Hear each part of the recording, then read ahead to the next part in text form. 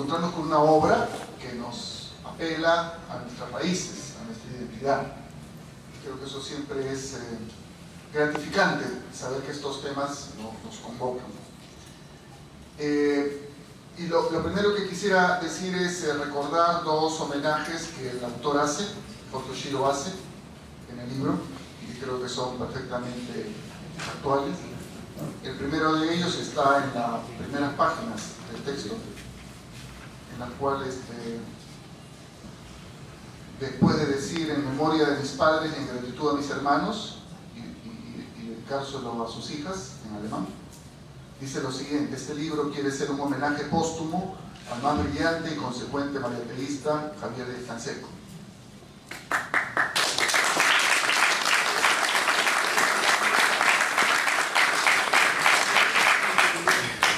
Y por otro lado, más adelante, al mencionar las personas con las cuales el autor se siente obligado a dar un reconocimiento, menciona a la familia Mariatti y en particular a Anita Chiappe, a la cual el autor Oshiro pudo aún entrevistar, y a sus hijos, doctor Sandro Mariatti, Javier Mariatti y don José Carlos Mariatti.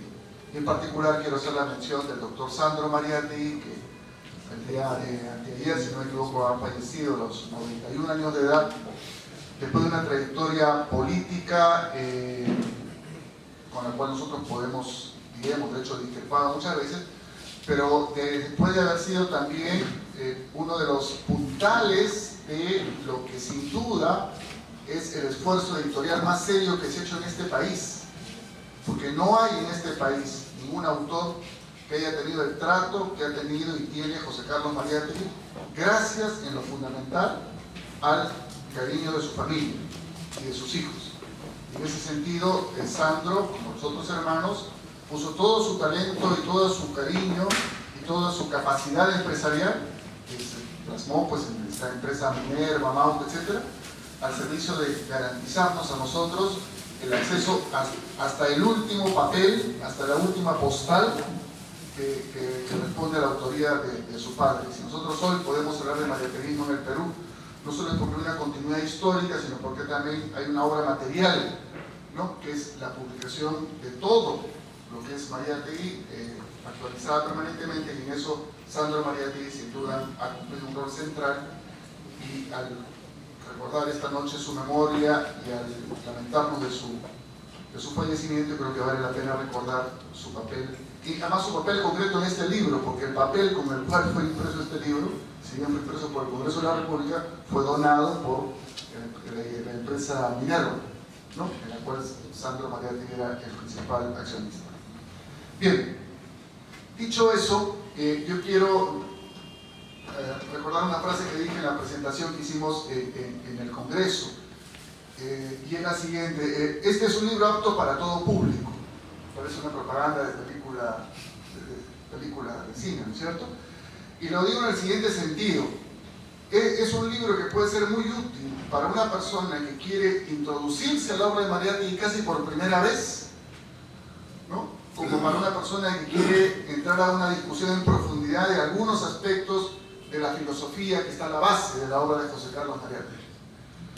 Porque es un libro que, por ser el resultado de todo el tiempo de trabajo, la tesis fue presentada en el año 96, pero cuando yo conocía a Oshiro en los 80 ya la tenía lista prácticamente, o sea, es un trabajo de décadas, como se ha dicho. Fue una tesis además redactada en alemán, que además el propio autor después tradujo al español, ¿no? Entonces un ida y vuelta. Tiene una prosa muy clara, muy profunda, pero muy clara, muy accesible. Y eso es una facilidad para todos los lectores, siempre es una cortesía hacia los lectores la claridad. Y la claridad en algunos temas es particularmente difícil. Y por otro lado, es una obra que sigue la huella de Mariátegui. Es decir, sin ser una antología, como la que hizo alguna vez Alberto Flores Galindo y Ricardo Portocarrero, el famoso libro que antología de invitación a la vida heroica, sin ser una antología, es casi una antología, porque sigue al paso la obra de la Mauta, sus distintos momentos, y nos va presentando textos.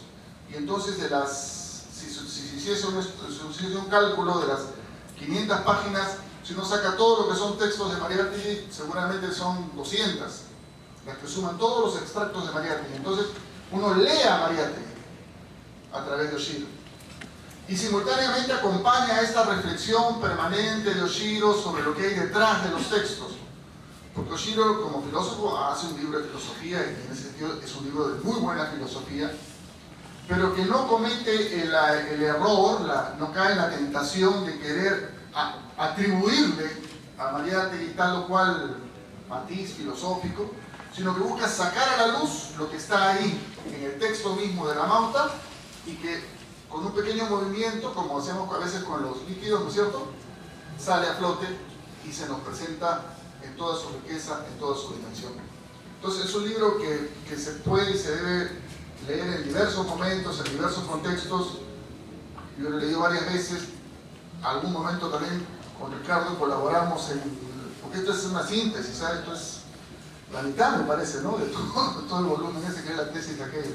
Bien, hacer un poco la selección de los textos. Entonces, creo que es un libro en ese sentido altamente recomendable porque puede cumplir diversas funciones en nuestro intento de querer conocer más de cerca el pensamiento y la obra de José Carlos Mariátegui, y lo presenta no como un pensamiento solamente, sino como una obra viva, como una obra que se desenvuelve en su tiempo, en los debates de su tiempo, y que tiene repercusiones para nosotros hoy.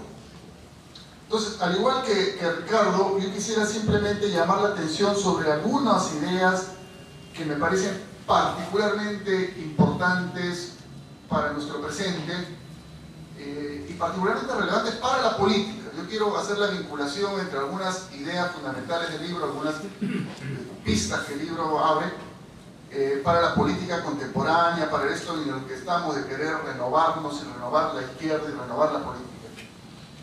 Ya Ricardo mencionó una, yo simplemente me adhiero a ella, la idea de multitud, ¿no? La idea de multitud es una idea fundamental, está aquí presentada, es parte de los descubrimientos juveniles de Mariátegui, pero es una idea que lo va a acompañar permanentemente y, como veremos al final, tiene un potente trasfondo ontológico, como dice Oshiro, o filosófico, si quiere, en términos más generales.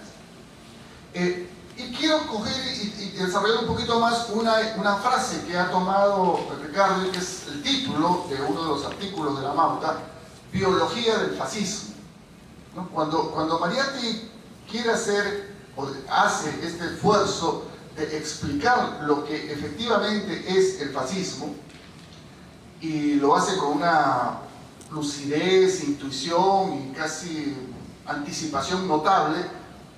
Creo que es conocida la historia esta que cuenta Antonio Melis, ¿no? Antonio Melis, un gran marxista italiano que ya en lo fundamental de su obra se ha dedicado a José Carlos Mariátegui y al pensamiento general latinoamericano.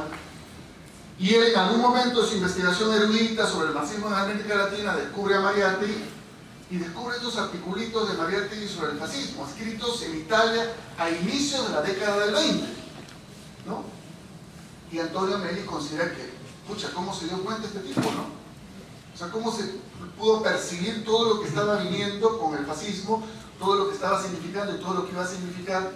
Y eso es lo que introduce y hace famoso, le abre un enorme público a Mariátegui en Italia, es el redescubrir los textos de Mariátegui sobre el fascismo, ¿no? Que no tienen equivalente en esos años en la propia Italia, ¿no? Probablemente la ventaja de una mirada externa, ¿no?, que siempre ayuda a ver las cosas a veces con mayor profundidad.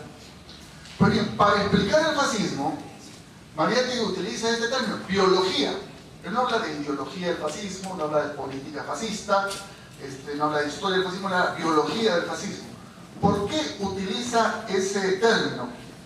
Utiliza ese término porque él considera que el fascismo, como fenómeno político, no es un fenómeno estrictamente o primariamente ideológico, sino que es un fenómeno que hunde sus raíces en la biología, es decir, en la vida, es decir, en la materialidad de la vida, en la corporeidad de la vida. Y en ese contexto, dice él, cito a Mariátegui, no se trata de un fenómeno cerebral, se trata de un fenómeno irracional. Y comenta Oshiro, debemos considerar que en este contexto el concepto irracional no conserva su sentido corriente.